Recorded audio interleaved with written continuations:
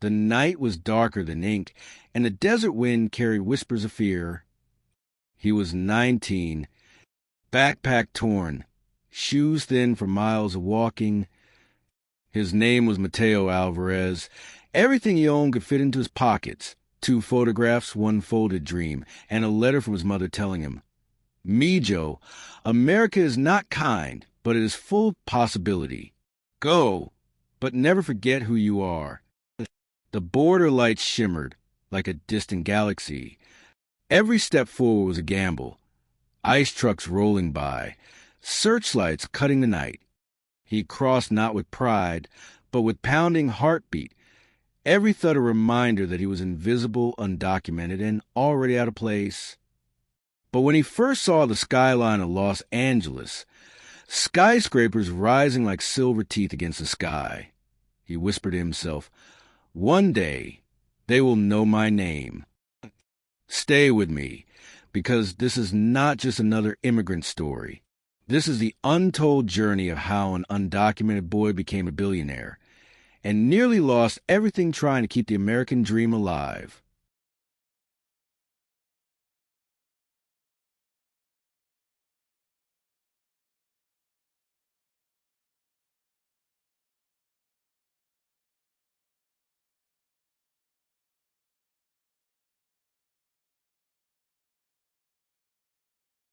Los Angeles was not golden for Mateo.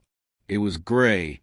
The first years were a blur of sweat and silence. Daytimes mixing cement on construction sites.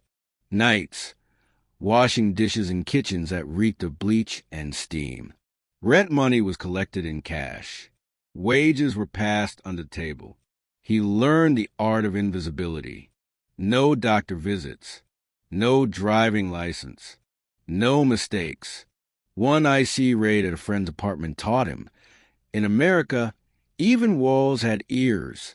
Mateo shared a 1-room flat with 6 others. Mattresses on the floor. 1 pan, 1 bathroom. 7 dreams colliding every day. He ate rice and beans 3 times a day, not because it was tradition, but because it was survival. And yet, he studied. Late nights with borrowed library books, whispering English phrases into cracked mirrors. Every rejection taught him persistence. Every insult from a customer sharpened his resolve. In the silence of those rooms, Mateo promised himself, "I will not just survive America, I will master it." The spark came in the form of a discarded newspaper. 1. Headline: Tech startup raises $10 million overnight. Mateo read it until the ink smudged his fingers. $10 million for an idea? He looked at the construction workers sweating under the sun and thought, if ideas are money, then I'm already rich. That night, he scribbled plans. He watched YouTube tutorials on coding, borrowed laptops, wrote ideas on napkins. He noticed patterns others ignored. Gig workers struggling to find fair jobs. Immigrants unable to navigate paperwork. Families sending money abroad with high fees. And he made a vow. If I ever build a business, it will not just make me rich. It will make us belong. But the world tested him. Landlords threatened eviction. Police stopped him for jaywalking. One wrong question about papers, and he could disappear. Still, the spark burned brighter than the fear. The breakthrough came from desperation. Mateo created a tiny app, Work Match, connecting laborers with local gigs. He coded at night, working shifts in the day. The first version was clumsy, but it solved a real problem. Immigrants found jobs. Workers got paid in cash. Families survived. One investor laughed at him. "Kid, you're undocumented. You can't even open a bank account. How will you run a company?" But Mateo didn't quit. He partnered with legal friends. He built trust in communities who had no one else to trust. And soon, WorkMatch wasn't just a side hustle. It was spreading like wildfire through neighborhoods, churches, construction crews. The moment that changed everything. A local news station aired a feature. calling it the Uber for the undocumented. The downloads exploded. Investors circled. And Mateo, still living in a crowded flat, saw the impossible becoming real. Within 10 years, Mateo Alvarez was no longer invisible. He was a billionaire. His company expanded nationwide. Headlines screamed, from dishwasher to tech billionaire. The Forbes list stamped his name alongside America's richest.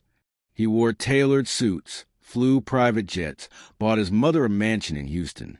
Crowds chanted his name at immigrant rights rallies. College students studied his story. He was the American dream personified, and yet the secret still haunted him. His legal status remained complicated. Every board meeting, every press interview carried the weight of a question unasked. Does he even belong here?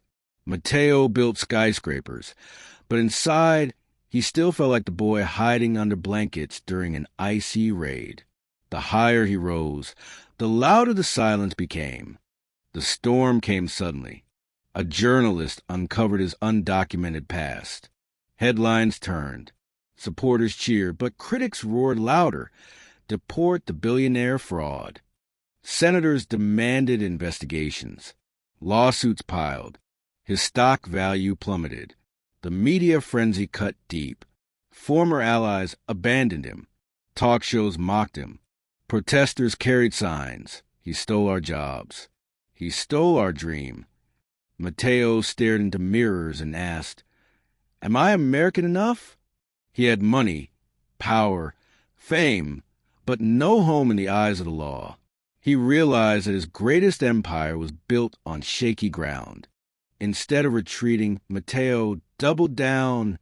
He pledged $3 billion to a foundation for undocumented youth, scholarships, housing, legal aid. He went on live TV, tears in his eyes. I built an empire in America's shadows. I refused to let the next generation live in fear. The backlash was ferocious. Investors called it reckless. Politicians accused him of funding illegals. Old business partners sued him. But for every critic, 1,000 immigrant families prayed his name in gratitude. One girl, age 16, undocumented like he once was, said on camera, Because of Mateo, I can go to college. I can dream. Her voice became the anthem of his redemption. It all came down to one final showdown, the Supreme Court hearing. America would decide deportation or belonging. Crowds filled the steps of the courthouse. Flags waved. Cameras rolled. Millions watched live. Mateo stood tall in his Navy suit and made a final gamble. He announced he was gifting 51% of his company to his employees. If America won't claim me, I'll claim America through them. This company belongs to the people who build it, immigrants, citizens, dreamers alike. The courtroom erupted. Judges debated. America held its breath. In the end, the ruling was narrow but historic. Mateo Alvarez would stay. His contributions outweighed the shadows of his past. Years later, statues of Mateo Alvarez rose not in Wall Street, but in immigrant neighborhoods across the nation. His name became a symbol not of wealth, but of possibility. He was not remembered as the billionaire who built an empire. He was remembered as the billionaire who gave belonging. And when asked in his old age what he considered his greatest achievement, Mateo smiled softly. It wasn't the billions. It was being seen. This is the untold story of an undocumented boy who became a billionaire and taught the world that dreams have no borders. If this story moved you, hit that subscribe button and help us grow this channel from just one subscriber to 1 million dreamers strong.